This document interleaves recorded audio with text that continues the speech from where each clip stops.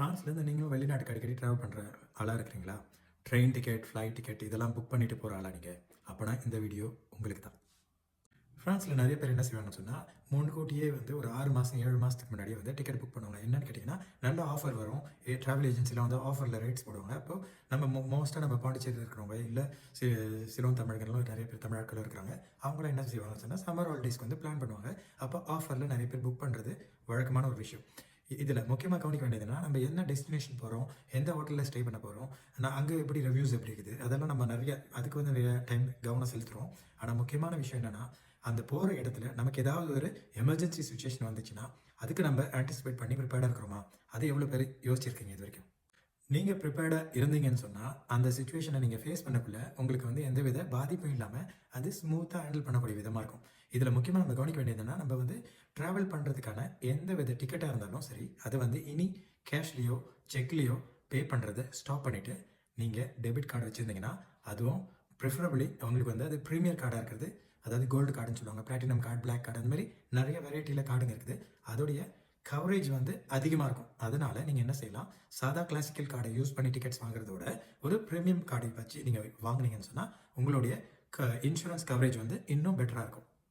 முக்கியமாக ட்ராவல் பண்ணுறதுக்கு முன்னாடியே நீங்கள் வந்து அந்த விசா கார்டை யூஸ் பண்ணிங்கன்னு சொன்னால் அதுக்கு ஒரு வெப்சைட் இருக்குது. அந்த வெப்சைட்டில் போயிட்டு நீங்கள் எந்த டெஸ்டினேஷனுக்கு போகிறீங்க, எந்த டேட்லேருந்து எந்த டேட் வரைக்கும் அந்த நாட்டில் இருக்கிறீங்கன்றதை நீங்கள் ப்ரிசைஸ் பண்ணி சொல்லிட்டீங்கன்னா, உங்களுடைய பேருக்கு நாமினேட்டிவாக உங்கள் பேருக்கே வந்து ஒரு சர்டிஃபிகேட் நீங்கள் வந்து பிரிண்ட் பண்ணி வச்சுக்கலாம். அதில் கான்ட்ராக்ட் நம்பரோட அந்த சர்டிஃபிகேட் வந்துடும்.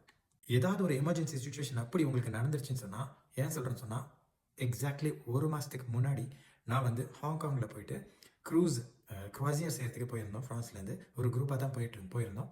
அப்போ அந்த 16 டேஸ் க்ரூஸ், அது க்ரூசியர் 16 நாள் போயிட்டு அந்த க்ரூசியர்லாம் முடிச்சுட்டு எல்லா இடத்தையும் சுற்றி பார்த்துட்டு நாங்கள் திருப்பி ஹாங்காங்லேருந்து பாரிஸ்க்கு ஃப்ளைட் ஏறுறதுக்கு ஜஸ்ட் முன்னாடி எனக்கு ஏர்போர்ட்டில் வச்சு ஹார்ட் அட்டாக் வந்துடுச்சு. அப்போ என்னை வந்து எமர்ஜென்சியாக ஹாங்காங் ஹாஸ்பிட்டலுக்கு கூட்டின்னு போயிட்டு அங்கே என்ன ஆன்ஜியோ செஞ்சு எனக்கு வந்து ஸ்டென்ட் வைக்க வேண்டிய நிலைமை வந்துடுச்சு. அப்போது அங்கே வந்து அவங்க சொல்லிட்டாங்க, கிளியர் கட்டாக சொல்லிட்டாங்க, உங்கள் உயிரை காப்பாற்ற தான் எங்களுக்கு வந்து ஃபர்ஸ்ட் ஹேண்ட் நாங்கள் அதை தான் செய்வோம். இது ஹாஸ்பிட்டல் எக்ஸ்பென்சஸ் வந்து நம்ம செகண்டாக பார்த்துக்கலாம் சொன்னாங்க. பட் அவங்க வந்து இருந்தாலும் அது என்னென்ன செலவாகுன்றதை என்னோடய ஒய்ஃப்க்கு தெரியப்படுத்தினாங்க. லக்கிலி நாங்கள் வந்து ப்ரீமியம் கார்டு வச்சுருந்து அதில் எங்களுடைய ட்ராவலை புக் பண்ணிட்டு போயிட்டதுனால என்னோடய ஒய்ஃப் வந்து அவங்களுடைய சிஸ்டருக்கு காண்டாக்ட் பண்ணி ஃப்ரான்ஸில் காண்டாக்ட் பண்ணி அவங்க மூலிமா அந்த கான்டாக்ட் நம்பர்லாம் கொடுத்து இன்சூரன்ஸ் கம்பெனி காண்டாக்ட் பண்ணி எல்லா முக்கியமான செய்ய வேண்டிய அட்மினிஸ்ட்ரேட்டிவ் ஒர்க்லாம் பார்த்துக்கிட்டு அங்கே வந்து எங்கள் கையை விட்டு நாங்கள் ஹாஸ்பிட்டலுக்கு ஒரு சான்சியம் கூட பே பண்ணாமல் நாங்கள் வந்து டோட்டலாக இன்சூரன்ஸே கவர் பண்ணிச்சு எங்களுடைய எக்ஸ்பென்சஸை. தயவு செஞ்சு இந்த விஷயம் தெரிஞ்சவங்க ஓகே, தெரியாதவங்க நிறைய பேர் இருந்தீங்கன்னு சொன்னால் இந்த விஷயத்தை வந்து நீங்கள் தயவு செஞ்சீங்கன்னு சொன்னால் உங்களுக்கும் கவரேஜ் கிடைக்கும்.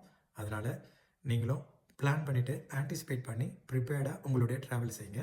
ஓகே, பாய்.